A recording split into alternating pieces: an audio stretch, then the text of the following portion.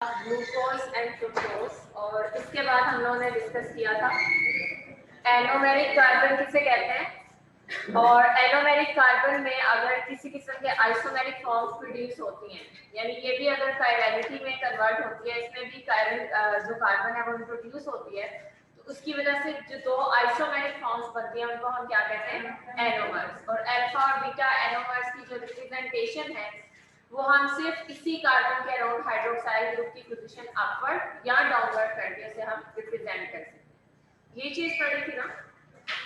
Okay, आज का जो हमारा लेक्चर है इसमें हम लोग डिस्कस करेंगे reducing properties of monosaccharides. Like last lecture में हम लोगों ने ये चीज डिस्कस की थी कि there is a process of mutarotation जिसकी वजह से साइक्लिक और लीनियर फॉर्म्स जो है ये इंटर कन्वर्टेबल है, एक दूसरे में जो है वो इंटरचेंज हो रही होती हैं, और ये प्रोसेस तब तक कॉन्टिन्यूस रहता है जब तक आपके पास एक खास परसेंटेज के ऊपर अल्फा बीटा और लीनियर फॉर्म जो है ये अचीव ना हो जाए। सो रिड्यूसिंग प्रॉपर्टीज क्या है, और इसके बाद जो नेक्स्ट हमारा इस सेशन का जो मेन टारगेट है वो मॉडिफाइड शुगर्स या शुगर मॉडिफिकेशंस को हम डिस्कस करेंगे कि समटाइम्स जो ग्लूकोज या बाकी कार्बोहाइड्रेट्स हैं उनके मल्टीपल पोजीशंस के ऊपर जो हाइड्रोक्साइल ग्रुप्स हैं, इनको हम पॉलीहाइड्रोक्सी कंपाउंड्स कहते हैं ना। सो ये हाइड्रोक्साइल ग्रुप समटाइम्स किसी दूसरे ग्रुप से रिप्लेस हो जाते हैं, और उस रिप्लेसमेंट की वजह से हमारे पास जो स्ट्रक्चर्स आते हैं उसको हम कहते हैं these are the modified sugars, जिनमें किसी ग्रुप की जो है वो स्पेसिफिक ग्रुप की अटैचमेंट हो गई है। सो फर्स्ट ऑफ ऑल हम इनकी रिड्यूसिंग प्रॉपर्टीज को डिस्कस करते हैं। That monosaccharides are reducing sugars.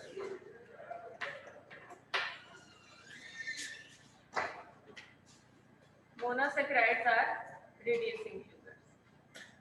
एक चीज याद रखिएगा बच्चों की, जो रिड्यूसिंग प्रॉपर्टीज हैं कार्बोहाइड्रेट्स के अंदर वो इनके फंक्शनल ग्रुप की वजह से, अगर तो फंक्शनल ग्रुप फ्री फॉर्म में अवेलेबल है या फंक्शनल ग्रुप एक्सेसिबल है तो ये शुगर्स रिड्यूसिंग प्रॉपर्टीज शो करेंगे। लाइक आप अगर मोनोसेक्राइड्स की बात करते हैं तो monosaccharides are the simple sugar जिनमें किसी किस्म का कोई लिंकेज नहीं है। डाइसेक्राइड्स में तो दो मोनोसेक्राइड्स ग्लाइकोसिडिक बॉन्ड्स के थ्रू लिंक्ड हैं, इसी तरह से पॉलीसेक्राइड्स में मल्टीपल मोनोसेक्राइड्स जो हैं वो ग्लाइकोसिडिक बॉन्ड्स के थ्रू एक दूसरे के साथ लिंक्ड हैं। लेकिन मोनोसेक्राइड्स आर फ्री शुगर्स, इनमें किसी किस्म का ग्लाइकोसिडिक बॉन्ड प्रेजेंट नहीं होता। इनका ये जो फर्स्ट कार्बन है या इनका फंक्शनल ग्रुप बेरिंग कार्बन जो है ये हमेशा फ्री फॉर्म में एग्जिस्ट करता है। That's why monosaccharides हमेशा reducing properties शो करते हैं। लेकिन ओलिगोसैकेराइड्स और पॉलीसैकेराइड्स के अंदर समटाइम्स ये फंक्शनल ग्रुप जो है ये ग्लाइकोसिडिक बॉन्ड फॉर्मेशन में इन्वॉल्व होता है। अगर ये ग्लाइकोसिडिक बॉन्ड फॉर्मेशन में इन्वॉल्व होगा it means it is not free now. अब ये अवेलेबल नहीं है कि ये ऑक्सीडेशन रिडक्शन में पार्टिसिपेट कर सके। सो उस पर्टिकुलर सिनेरियो में आपके जो ओलिगोसैकेराइड्स या जो पॉलीसैकेराइड्स हैं वो रिड्यूसिंग हो भी सकते हैं अगर उनके ये ग्रुप फ्री होगा, और वो नॉन रिड्यूसिंग भी हो सकते हैं अगर ये ग्रुप जो है वो बॉन्ड फॉर्मेशन में इन्वॉल्व। लेकिन मोनोसेक्राइड्स हमेशा रिड्यूसिंग शुगर्स होंगी बिकॉज उनका जो functional group bearing carbon atom है या उनका जो कार्बोनाइल कार्बन है वो हमेशा किस फॉर्म में, फ्री फॉर्म में अवेलेबल है। सो अब अगर आप इस चीज को ऑब्जर्व करें तो हम ये चीज देखते हैं कि ऑक्सीडेशन और रिडक्शन एक्चुअली कहते किसे हैं। What is oxidation and what is reduction? एक अगर जनरल सी डेफिनेशन की बात करें तो हम कहते हैं कि ऑक्सीडेशन वो प्रोसेस है जिसमें ऑक्सीजन ऐड होती है या इसमें इलेक्ट्रॉन रिमूव होते हैं या फिर हाइड्रोजन एटम्स जो है वो क्या होते हैं, रिमूव होते हैं। जबकि इसके ऑपोजिट जो रिडक्शन का प्रोसेस है उस प्रोसेस को अगर आप ऑब्जर्व करो तो ये इसका बिल्कुल रिवर्स होगा। इसमें या तो आपके पास जो है वो ऑक्सीजन रिमूव होगी, आपके पास जो है यहाँ पे होगा एडिशन होगा इलेक्ट्रॉन्स का, और एडिशन नहीं होगा यहाँ पे hydrogen. Now what are the reducing agents and oxidizing agents? Agent का वर्ड जहां पे भी लगेगा it means it is a messenger.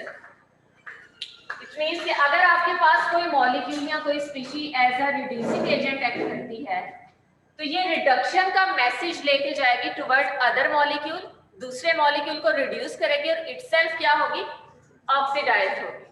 Similarly अगर आपके पास कोई ऑक्सीडाइजिंग एजेंट है तो ऑक्सीडाइजिंग एजेंट में आपके पास ये प्रॉपर्टी होगी कि ये मैसेज लेके जाएगी ऑक्सीडेशन का टुवर्ड अदर मॉलिक्यूल और इटसेल्फ ये क्या होगी, रिड्यूस होगी। तो इस तरह से आप लोगों ने इन टर्मिनोलॉजीज को याद रखना है कि ऑक्सीडेशन किसे कहते हैं, रिडक्शन किसे कहते हैं, what is the difference between oxidizing agent and reducing agent. ये इटसेल्फ तो रिड्यूस नहीं हो रहे, इटसेल्फ ऑक्सीडाइज हो रहे हैं, लेकिन रिडक्शन कॉज करते हैं into the molecule, into some other molecule. इसी तरह से ऑक्सीडाइजिंग एजेंट इटसेल्फ रिड्यूस हो रहे हैं, लेकिन बाकी मॉलिक्यूल्स को ये क्या करेंगे, ऑक्सीडाइज करेंगे।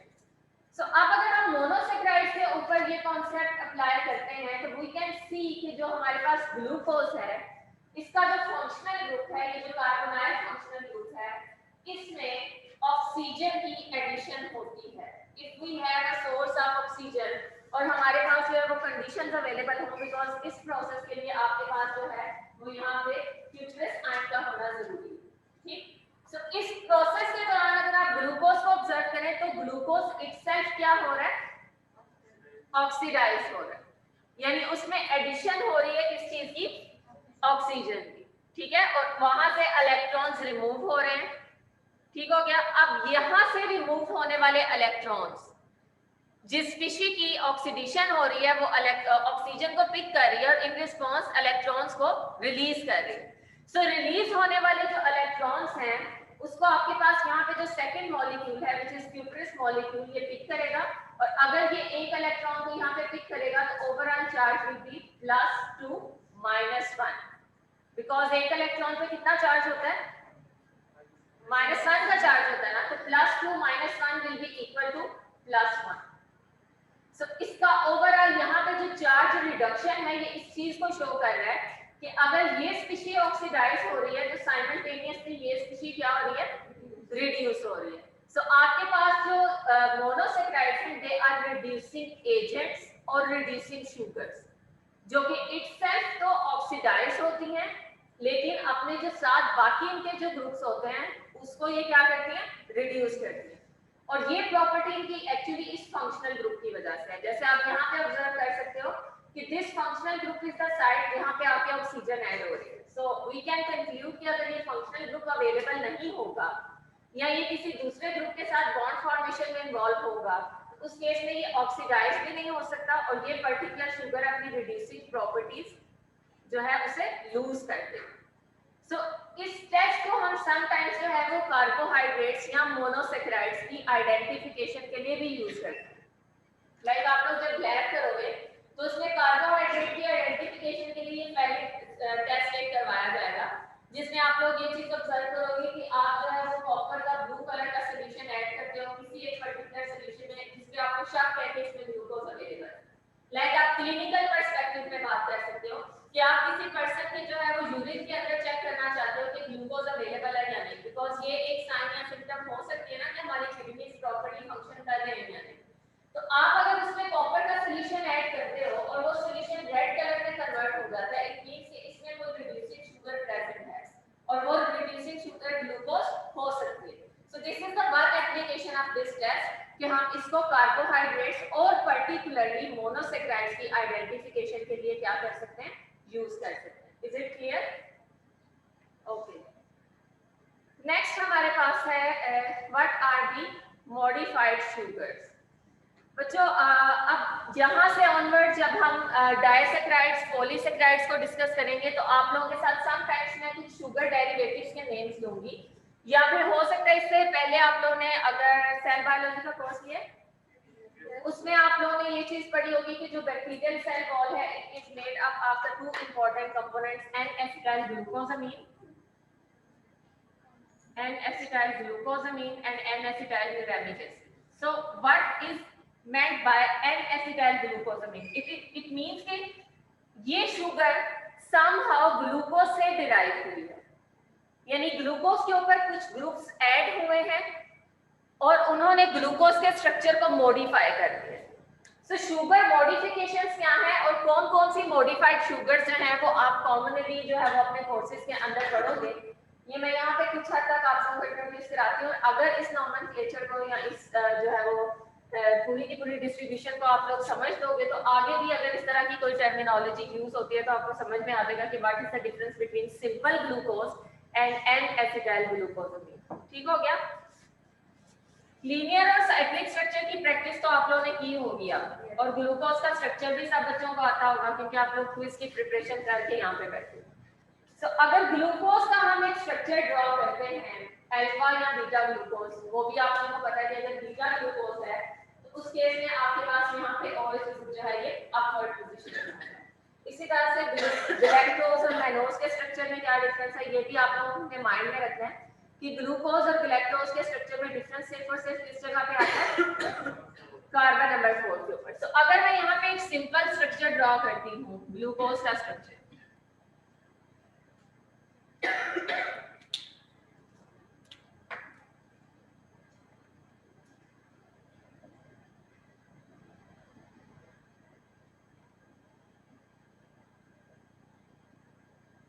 this is the structure of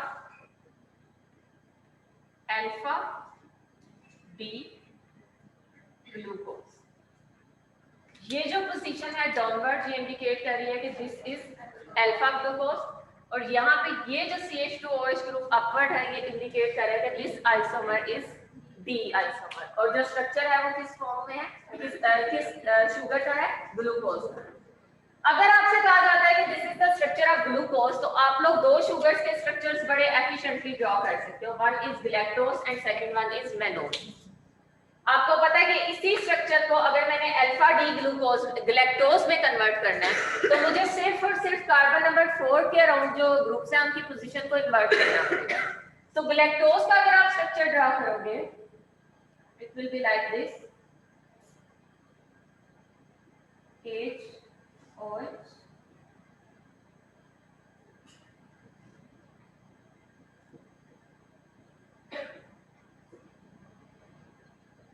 this is alpha D galactose.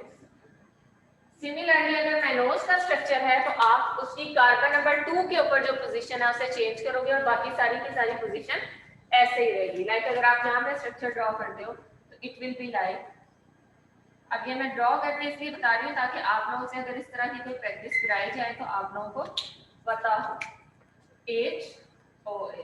अब मैं अल्फा की बजाय अगर बीटा कह दूंगी तो आप लोगों को पता है कि बीटा डी ग्लूकोज के स्ट्रक्चर में OH ग्रुप अपवर्ड होगा, बीटा डी गैलेक्टोज के स्ट्रक्चर में OH ग्रुप अपवर्ड होगा कार्बन नंबर 1 के ऊपर, और इसी तरह से बीटा डी मैनोज के स्ट्रक्चर में भी जो OH ग्रुप है वो क्या होगा, अपवर्ड पोजीशन के ऊपर होगा। सॉरी यहाँ पे OH H because it is a mannose।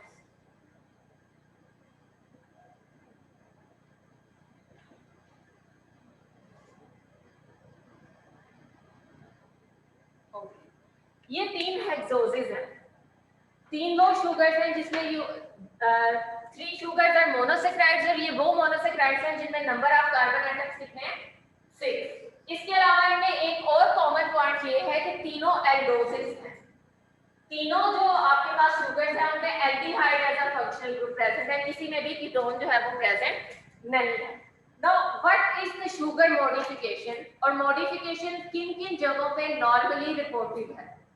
अब आपके पास अगर ये सिंपल ग्लूकोज का स्ट्रक्चर है तो मोस्ट ऑफ द टाइम यहाँ पे जो हाइड्रोक्साइल ग्रुप्स प्रेजेंट है एट कार्बन नंबर 2, 3 एंड 4, ये हाइड्रोक्साइल ग्रुप्स या समटाइम कार्बन नंबर 6 के ऊपर भी ये रिप्लेस हो जाते हैं किसी और ग्रुप के साथ। जैसे अगर मैं आपको सिंपल एक एग्जांपल देती हूँ, ग्लूकोज टू ग्लूकोज 6 फॉस्फेट जो हमारा ग्लाइकोलिसिस का पहला स्टेप है, उसमें एक्चुअली होता क्या है कि if this is the simple structure of glucose तो आपके पास फर्स्ट स्टेप के अंदर इसका जो हाइड्रोक्साइल ग्रुप 6 पोजीशन के साथ अटैच है, carbon number 1, 2, 3, 4, 5 and this is 6th one. इस हाइड्रोक्साइल ग्रुप को रिप्लेस करके यहाँ पे फॉस्फेट ग्रुप अटैच हो जाता है। So this is the phosphorylation process जिसमें एक खास हाइड्रोक्साइल ग्रुप रिप्लेस हो जाएगा या सब्स्टिट्यूशन हो जाएगी उसकी किस ग्रुप के साथ, फॉस्फेट ग्रुप के साथ। तो इस केस में ये कन्वर्ट हो जाएगा इनटू द ग्लूकोज 6 फॉस्फेट। सो अगर आप इसका स्ट्रक्चर ड्रॉ करते हो तो बाकी पूरे का पूरा स्ट्रक्चर जो है ये सेम होगा। अगर आपने अल्फा और डी ग्लूकोज को लेके चलना है, तो it will B hydrogen hydroxyl group, hydrogen hydroxyl group OH, hydrogen H OH, और यहाँ पे जो आपका CH2 ग्रुप है इसके साथ फॉस्फेट ग्रुप की अटैचमेंट होगी. This is alpha D glucose 6 phosphate. It means it is not simple glucose, it is a modified glucose. और इसमें मॉडिफिकेशन हुई किस चीज की है? फॉस्फेट ग्रुप की अटैचमेंट हुई है. लेकिन स्टिल इस शुगर का जो फर्स्ट कार्बन एटम है, जो एनोमेरिक कार्बन एटम है, ये फ्री है. तो क्या ये रिड्यूसिंग प्रॉपर्टीज शो करेगी? करेगी, डेफिनेटली करेगी, क्योंकि इसमें उसका फर्स्ट कार्बन तो फ्री है. फर्स्ट कार्बन पे किसी किस्म की मॉडिफिकेशन नहीं हुई ना. अगर किसी मॉडिफिकेशन में आपका फर्स्ट कार्बन इन्वॉल्व होता है या फर्स्ट कार्बन पे जो एल्डिहाइड ग्रुप है वो किसी दूसरे ग्रुप में चेंज हो जाता है, तो तब उसकी रिड्यूसिंग प्रॉपर्टीज चेंज हो सकती है. अब सेकंड मॉडिफिकेशन में आप लोगों के सामने यहाँ पे डिस्कस करती हूँ कि it is the beta D galactosamine, या मैं सिंपली ग्लूकोज अमीन की बात करती हूँ और आप उसी चीज को मैनोज अमीन एंड गैलेक्टोज अमीन पे भी अप्लाई कर सकते हो. व्हाट इज द phosphorylation के बाद the second type of the modification is amynation, attachment of amino group. अगर phosphate group attach हो जाएगा तो आप उस modification को क्या कहोगे? phosphorylation. लेकिन अगर आपके पास amino group की attachment होगी तो this particular modification will be sugar amynation. मैं यहाँ पे अगर स्ट्रक्चर ड्रॉ करती हूँ ग्लूकोज का, और यूजुअली हमारे पास अमाइनो ग्रुप अटैच होता है. मोस्ट ऑफ द केसेस जो बायोलॉजिकल सिस्टम में रिपोर्टेड है, सेकंड कार्बन एटम के ऊपर इसकी अटैचमेंट रिपोर्टेड है. बाकी पे भी हो सकती है, लेकिन मोस्ट ऑफ द टाइम जो सेकंड कार्बन के ऊपर हाइड्रोक्साइल ग्रुप है ये रिप्लेस होगा किस ग्रुप के साथ? अमाइनो ग्रुप के साथ. सो अगर आप सिंपल एक यहाँ पे ग्लूकोज का स्ट्रक्चर ड्रॉ करते हो और आपसे कहा जाता है कि इस ग्लूकोज को कन्वर्ट करो ग्लूकोज अमीन के अंदर, इस केस में this second hydroxyl group will be replaced by the amino group NH2. Clear हो गया? Now this is not glucose, this is glucose amine. This is glucose amine. और कौन सी ग्लूकोज है ये? Alpha D glucose amine. समझ में आ रहा है? पहले आप लोगों को सिंपल शुगर्स के स्ट्रक्चर्स पता होना चाहिए, गैलेक्टोज, ग्लूकोज और मैनोज का स्ट्रक्चर आना चाहिए. उसके बाद आप मॉडिफिकेशन को जो है वो स्टेप वाइज देखोगे कि फॉस्फोराइलेशन अगर हो रही है तो आप उसको लिखोगे कि इट इज फॉस्फोराइलेटेड शुगर. अगर सेकंड पोजीशन पे है तो ग्लूकोज 2 फॉस्फेट, फर्स्ट पोजीशन पे है तो ग्लूकोज 1 फॉस्फेट, सिक्स्थ पोजीशन पे है तो ग्लूकोज 6 फॉस्फेट.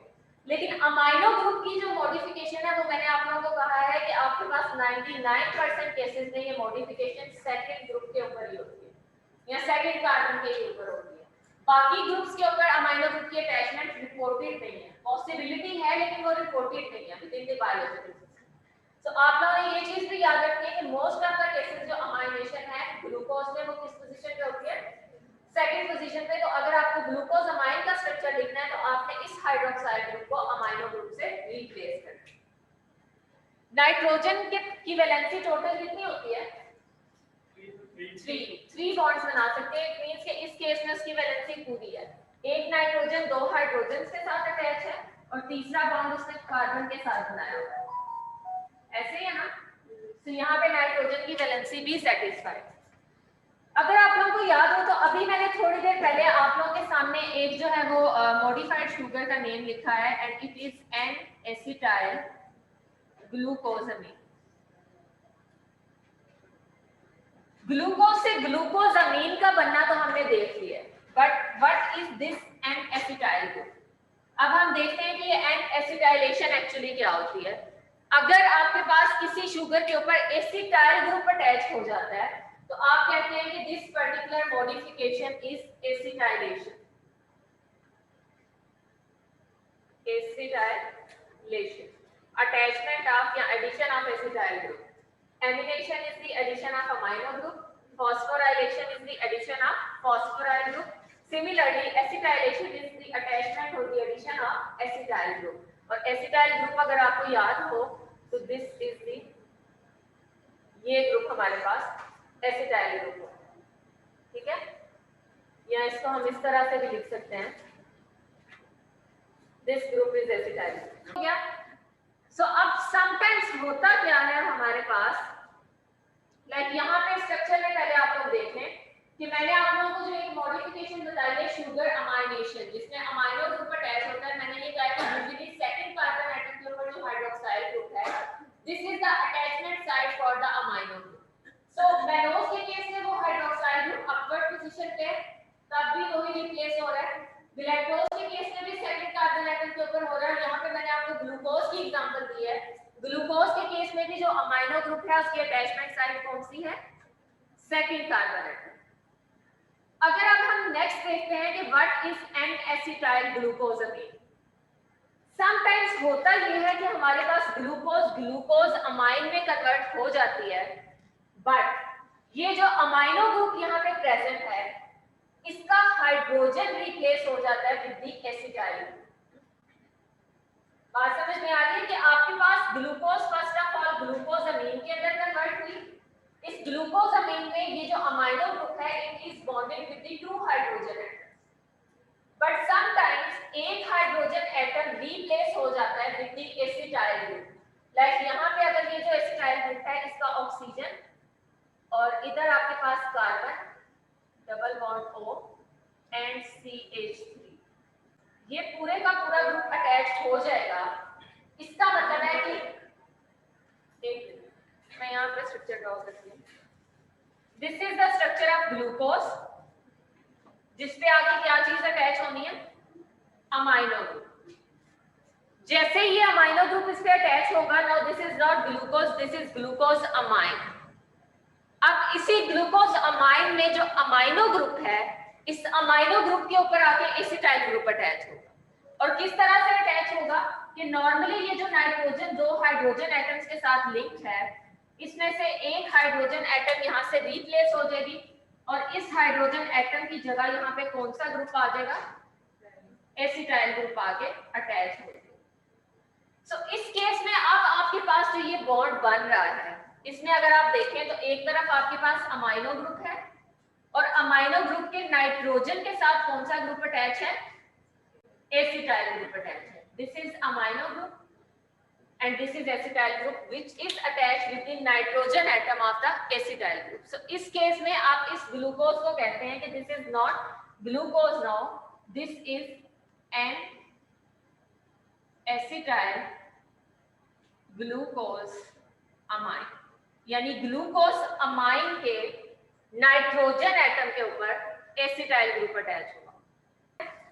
अब हम ये चीज देख लेते हैं, जैसे आप लोग यहाँ पे स्लाइड में देखें कि समटाइम्स हमारे पास हम कहते हैं कि शुगर जो है वो अपने एसिडिक फॉर्म में कन्वर्ट होती है। लाइक शुगर एसिड्स का वर्ड शायद आप लोगों ने इससे पहले सुना हो कि हमारे पास अगर ये ग्लूकोज है और उस ग्लूकोज का जो टर्मिनल कार्बन एटम है कार्बन नंबर 6, ये वाला जो कार्बन एटम, अगर इस कार्बन एटम को कंप्लीटली रिप्लेस कर दिया जाए with the carboxylic acid functional group, this carbon atom अगर इसकी जगह यहाँ पे कार्बोक्सिलिक एसिड फंक्शनल ग्रुप आके अटैच हो जाए तो इस केस में हम कहते हैं कि now this sugar is actually acidic sugar because इसके ऊपर कार्बोक्सिलिक एसिड फंक्शनल ग्रुप की अटैचमेंट हो गई है।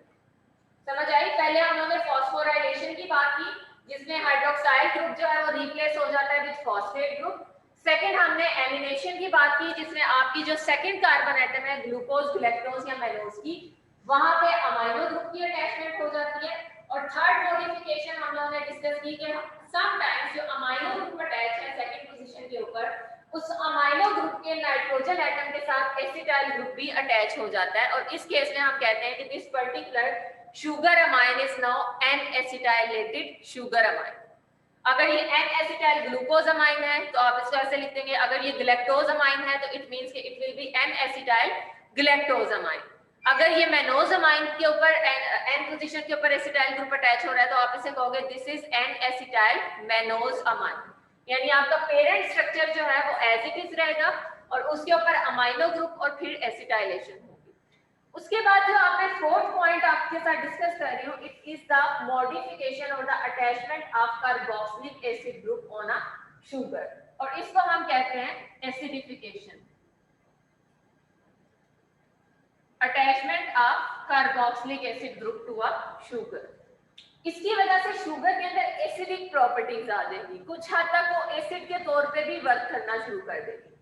सो यूजुअली हमारे पास जो कार्बोक्सिलिक एसिड है, कार्बोक्सिलिक एसिड की अटैचमेंट साइट्स दो हैं, या तो आपकी जो शुगर है उसके कार्बन नंबर 6 के ऊपर ये अटैच होगा, या फिर आपकी जो शुगर है उसके कार्बन नंबर 1 के ऊपर कार्बोक्सिलिक एसिड अटैच होगा।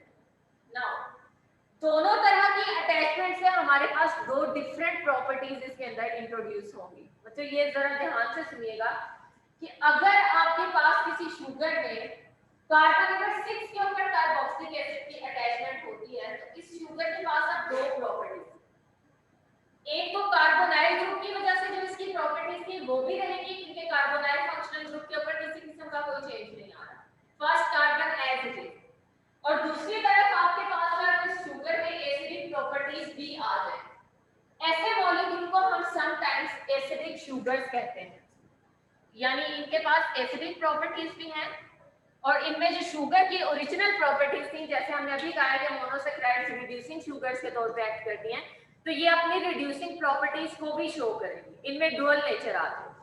और इस केस में अगर आपके पास कोई सब्स्टिट्यूशन इस तरह से होगी, 6 पोजीशन के ऊपर अटैचमेंट होगी, तो आप उसके एंड के ऊपर शुगर को इस तरह से रिप्लेस कर सकते हो। फॉर एग्जांपल ग्लूकोज की अगर 6 पोजीशन के ऊपर कार्बोक्सिलिक एसिड अटैच है, तो अब आप उसे ग्लूकोज नहीं कहोगे, बल्कि आप कहोगे कि now this sugar is glucuronate, this is glucuronate. ये जो यूरोनेट की सफिक्स है, ये इस चीज को डिजिग्नेट कर रही है कि इस केस में आपके पास carboxylic acid functional group attach हो गया है और अब ये शुगर एसिडिक शुगर में कन्वर्ट हो चुकी है। ठीक है, 6 पोजीशन के ऊपर। लेकिन अगर आपकी अटैचमेंट 6 की बजाय, बच्चों इसमें कोई कंफ्यूजन तो नहीं है लास्ट पे? ओके, सो कार्बोक्सिलिक एसिड की अटैचमेंट साइट्स मैंने दो बनाई है, या तो 6 पोजीशन पे होगी, अगर 6 पोजीशन पे होगी तो कंपाउंड में दोनों प्रॉपर्टीज रहेंगी, शुगर के तौर पे भी एक्ट करेगा और एसिड के तौर पे भी एक्ट करेगा। इस पर्टिकुलर केस में आप उसके एंड पे यूरोनेट की सफिक्स लगा देते हो, अगर ये ग्लूकोज है तो ग्लूकोयूरोनेट, अगर ये ग्लैक्टोज है तो ग्लैक्टोयूरोनेट, अगर ये मैनोज है तो मैनोयूरोनेट। ठीक है, ये जो सफिक्स है ये आपके उस मोनोसैकेराइड के नेम के एंड पे आ जाएगी। जैसे यहाँ पे आप देख सकते हैं कि this particular structure is actually a glucose, लेकिन ग्लूकोज की 6 पोजीशन पे कार्बोक्सिलिक एसिड है, तो इसका नेम क्या है? Beta, because OH group upward है। It is a D isomer because अभी भी आपके पास जो यहाँ पे पोजीशन है वो अपवर्ड, और आपके पास यहाँ पे आप ग्लूकोज नहीं है बल्कि ग्लूकोज में से GLUC के बाद बाकी जो आपके पास ओस की सफिक्स है, उस ओस की सफिक्स को आपने किससे रिप्लेस कर दिया? Uronate. So now this is not glucose, this is glucuronate. इसमें ग्लूकोज की भी प्रॉपर्टीज है और ये एसिडिक शुगर है। Now the second structure is gluconate, इसमें यूरो नहीं है, इट इज ओनली एसिड। और ये सिर्फ एसिड क्यों है? बिकॉज इस केस में जो carboxylic acid functional group attach हुआ है वो फर्स्ट पोजीशन पे अटैच है, और अगर ये फर्स्ट पोजीशन पे अटैच हो गया है तो क्या शुगर के पास रिड्यूसिंग प्रॉपर्टीज रहेंगी? नहीं। तो इस केस में ये एक एसिड बन गया और आप इसे कहेंगे कि this glucose is now gluconate. ठीक है, सो अगर आपके पास ग्लूकोयूरोनेट है या ग्लूकोनेट है तो आपको उसकी स्ट्रक्चरल रिप्रेजेंटेशन पता हो, ये प्रैक्टिस से ही पता चलेगा, क्योंकि आगे वाली क्लासेस में जाके आपको समटाइम्स सिर्फ ये नेम गिवन होंगे कि इस केमिकल रिएक्शन में ग्लूकोयूरोनेट इसके साथ रिएक्ट कर रहा है, तो जब तक आप लोग क्लियर नहीं होंगे कि ग्लूकोयूरोनेट और सिंपल ग्लूकोज में क्या डिफरेंस है, आप उस चीज को नहीं समझ सकते। ठीक है, सो अभी आप लोगों ने इस तरह से प्रैक्टिस करनी है। जी फर्स्ट कार्बन देखिए।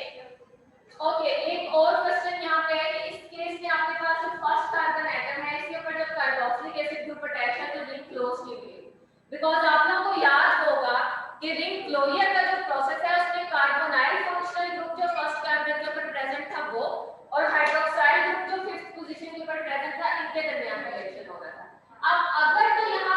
चेंज हो गया। इट मींस कि रिएक्शन की वो जो इलेक्ट्रोफाइल जो न्यूक्लियोफाइल्स के दरमियान इंटरेक्शंस थी वो भी इस तरह से नहीं रहेगी।